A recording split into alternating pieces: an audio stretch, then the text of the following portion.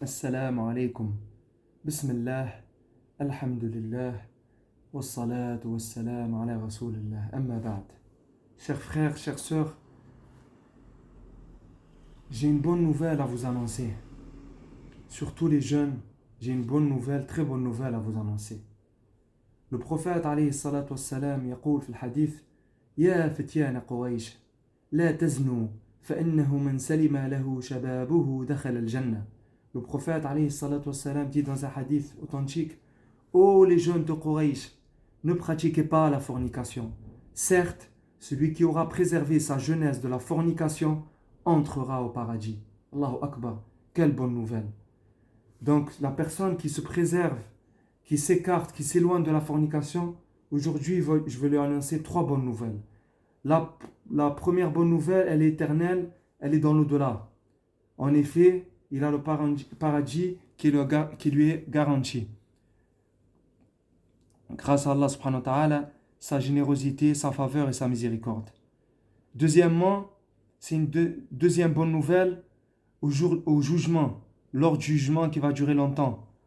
Lors du jugement, Yawm al-Qiyamah, au jour du jugement, le prophète alayhi salatu wassalam ذكر سبعة يظلهم الله في ظل العرش وذكر منهم شاب نشأ في طاعة الرب وشاب رجل دعته امرأة ذات منصب وجمال فقال إني أخاف الله. Le prophète alayhi salatu wassalam, il a cité 7 personnes, 7 catégories de personnes qui seront sous l'ombre du trône au jour du jugement. Parmi ces 7 catégories, il y en a 2 qui nous intéressent. La première, c'est un jeune qui a grandi dans l'obéissance, dans l'adoration à Allah subhanahu wa ta'ala. Donc ça implique, puisqu'il était dans l'obéissance à Allah, il était dans la désobéissance au shaitan et à ses désirs et passions, donc il s'est éloigné, s'est préservé de la fornication. Et deuxième aussi, c'est un homme qu'une femme qui a du pouvoir et qui a de la beauté, qu'il a appelé à la fornication. Et il lui a dit, Inni akhafullah. Il lui a dit, certes, je crains, j'ai peur d'Allah. Ou il a dit ça avec sa langue pour l'éloigner, pour lui faire peur à cette dame, ou il a dit ça avec son cœur et son acte a confirmé ce qu'a dit son cœur. Une femme qui a du pouvoir et de la beauté. Elle a de l'argent, elle a un rang social très élevé, elle a du pouvoir, de l'argent. Donc c'est une femme qui ne peut être que désirée. Elle est désirée pour son argent, pour sa beauté, pour son pouvoir, pour son rang élevé dans la société. Et vice-versa aussi, si c'est une femme qu'un homme beau et qui a du pouvoir qui l'appelle à la fornication, et cette femme, elle lui dit, non, j'ai peur d'Allah. Donc, cette femme aussi, elle sera sous l'ombre du trône. Donc, cette deuxième bonne nouvelle, elle est pour le jeune ou la jeune fille qui a grandi dans l'obéissance d'Allah. Le jeune ou la jeune fille qui grandissent dans l'obéissance d'Allah, et la jeunesse est de 15 à 30 ans, ou de 15 à 33, ou de 15 à 35, et il y en a jusqu'à 40. Donc, alhamdoulilah, ils grandissent dans l'obéissance d'Allah, ils s'écartent de la fornication, ou un homme, même s'il a 45, il a 50, une femme belle qui a du pouvoir, ou vice-versa, une femme qui a un homme beau et qui a du pouvoir, qu'il a invité à la fornication, et lui a dit non, j'ai peur d'Allah. Et dans les histoires des plus prédécesseurs, on a 2 belles histoires comme cela. Un homme qui avait dit à une femme, viens on fait la fornication, personne ne nous voit, il n'y a que les étoiles qui nous voient. Et elle lui a dit, as-tu oublié celui qui fait tourner et briller les étoiles? C'était la nuit, il n'y avait personne. Dans un endroit où il n'y avait personne, il lui a dit, il n'y a personne qui nous voit, il n'y a que les étoiles. Il lui a dit, et elle, cette femme-là, elle avait de la crainte. Elle lui a dit, as-tu oublié celui qui fait briller et tourner les étoiles? Allahu Akbar. Et une autre histoire, c'était un homme dans son palais, il avait du pouvoir, il avait de l'argent. Il a dit à la femme, ferme toutes les portes du palais. Et viens. Elle a fermé toutes les portes. Et après elle est venue. Il lui a dit, c'est bon, tu as fermé toutes les portes? Il lui a dit, oui, j'ai fermé toutes les portes sauf une. Il lui a dit, laquelle? Il lui a dit, la porte entre nous et Allah. Il a eu des sueurs, il s'est effrayé, il lui a dit, vas-y, pars, va-t'en. Allahu Akbar. Donc, ces 2 femmes, c'est des magnifiques exemples et elles seront dans ce hadith. Et ça nous incite à pratiquer ce qu'elles ont pratiqué. Troisième bonne nouvelle, c'est dans l'immédiat, dans la dunya, pas dans l'au-delà. Celui ou celle qui s'écarte de la fornication. Car Allah subhanahu wa ta'ala, Allah shakur, Allah parmi ses noms est shakur, Allah il est reconnaissant. Et quand tu t'écartes d'un péché ou quand tu fais une adoration, il t'en donne une récompense, une partie de la récompense dans l'immédiat avant l'au-delà, bi'idhnillah subhanahu wa ta'ala. Ou c'est un apaisement, ou c'est une chose concrète dans l'immédiat avant l'au-delà. Mais tu auras toujours quelque chose ici avant l'au-delà. En effet, parmi les causes qui conduisent au soulagement des difficultés et des détresses, il y a la bonté envers les parents, il y a le fait de se préserver de la fornication alors qu'on a la capacité de la pratiquer, comme le récit des gens qui sont restés coincés à cause d'un rocher. Ils sont restés coincés dans une grotte à cause d'un rocher qui a bouché, qui a fermé l'ouverture de la grotte. Je vous invite à lire le hadith, je vais le mettre dans les commentaires.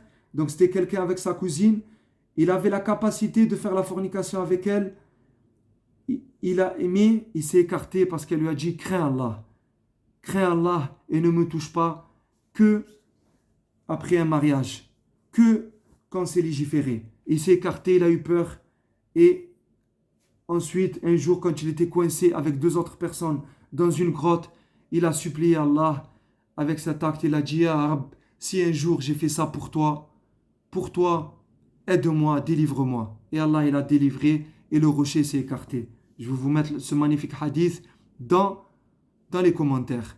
Donc un jour, si une femme t'appelle à la fornication et tu t'écartes d'elle, tu peux, et un jour tu as une énorme détresse, un énorme souci, tu dis à Rabbi, tel jour je me suis écarté de cette belle fille pour toi, par crainte de ton châtiment, par espoir de ta miséricorde et du paradis. Comme je me suis écarté de la fornication, Ya Rabbi, écarte-moi de ce malheur, aide-moi, Ya Rabbi, et Allah il va t'aider. Voilà. Et pourquoi Allah subhanahu wa ta'ala et le prophète alayhi salatu salam ici dans ce hadith ils ont cité la jeunesse, que ce soit le premier hadith ou le deuxième hadith dans l'ombre du trône, parce que dans لأن العبادة في الشباب أشد وأصعب لكثرة الدواعي للمعصية وغلبة الشهوات. Car l'adoration pendant la jeunesse, elle est plus dure, elle est plus pénible. Il y a beaucoup de choses qui t'incitent, qui t'invitent au péché pendant la jeunesse. Il y a les désirs et les passions qui te dominent. Tu as l'extrême force, tu as l'extrême beauté, tu es au sommet de ta santé.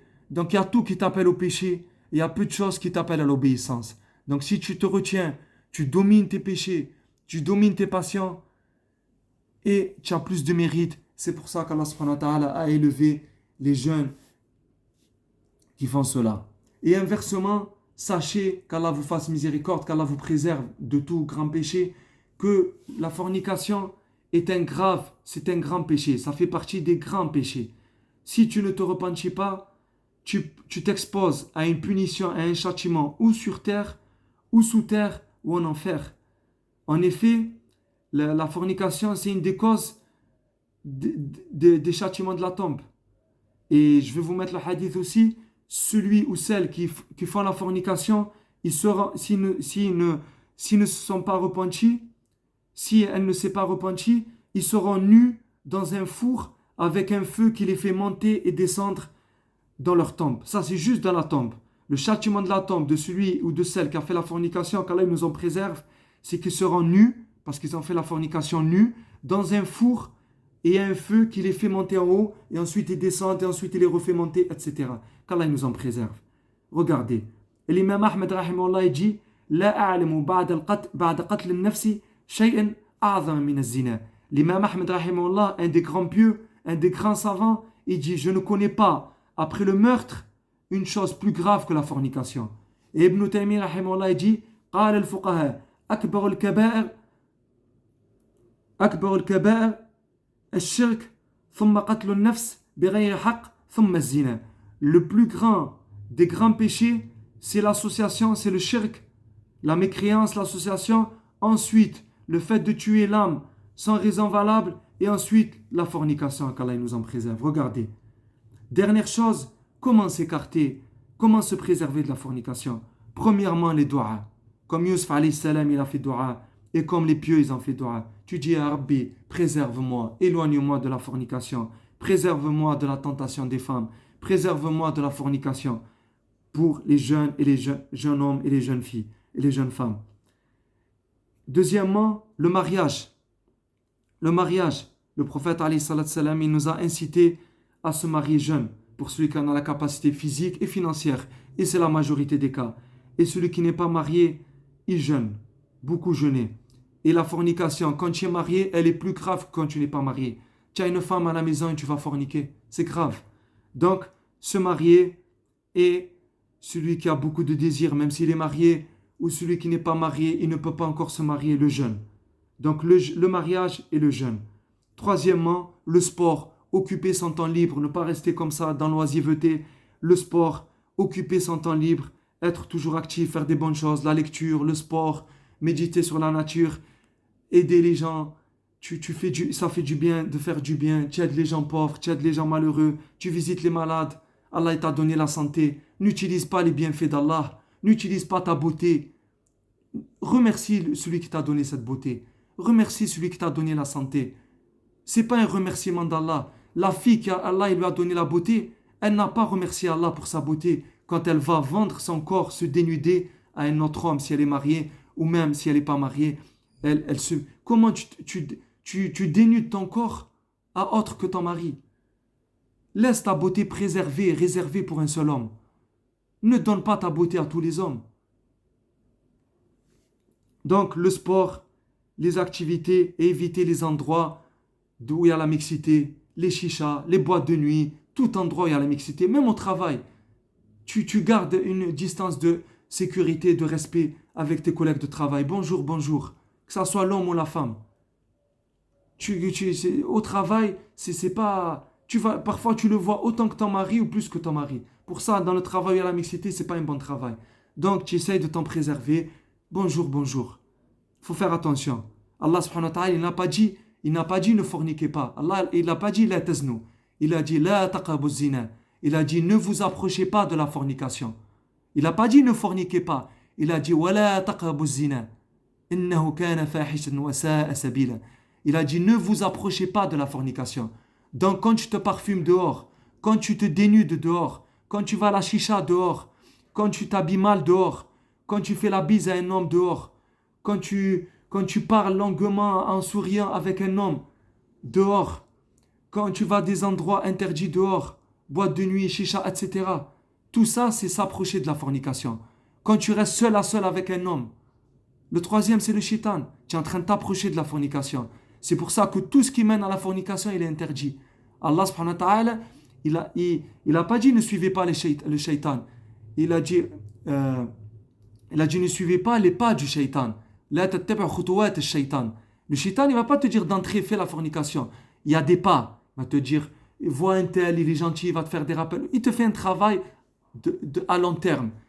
À long terme. Lui, son but, c'est que tu fasses la fornication, mais avant cela, il y a des étapes. Tu vas snapper avec ce mec, etc., etc. Bref, tout ça pour dire, il faut se rappeler de ces deux versets. Allah, il a dit, ne vous approchez pas de la fornication. Donc, tout ce qui mène à la fornication, tu t'en écartes. Et Allah, il a dit, ne suivez pas les pas du shaitan. Il y a des pas. Quand tu vas te parfumer dehors, tu vas t'habiller, tu vas te maquiller dehors, etc. Même si tu es voilé, maquillé, voilé, ça ne va pas ensemble. Et la prière aussi, elle préserve de la fornication. La preuve, Allah subhanahu wa ta'ala a dit, ceux qui ont négligé leur prière et suivi leur passion. Au plus tu suis ta passion, au plus tu vas négliger ta prière. Et au plus tu prends soin de ta prière, au plus tu vas dominer tes passions et t'écarter de la fornication. Car tu te dis là, c'est l'heure de la prière. Non, je vais prier. Non, je ne vais pas passer la soirée là, je dois prier, etc. Voilà. Donc, pour résumer, s'écarter de la fornication, c'est suivre, c'est un chemin du paradis. Et au jour du jugement, tu seras sous l'ombre du trône et Allah il va te faciliter dans ce bas monde. Sinon, suivre la fornication, c'est des malheurs sur terre, sous terre et en enfer. Et c'est un grave péché. C'est un très très grand péché. Subhanakallahumma bihamdika ashhadu an la ilaha illa anta astaghfiruka wa atubu ilayk.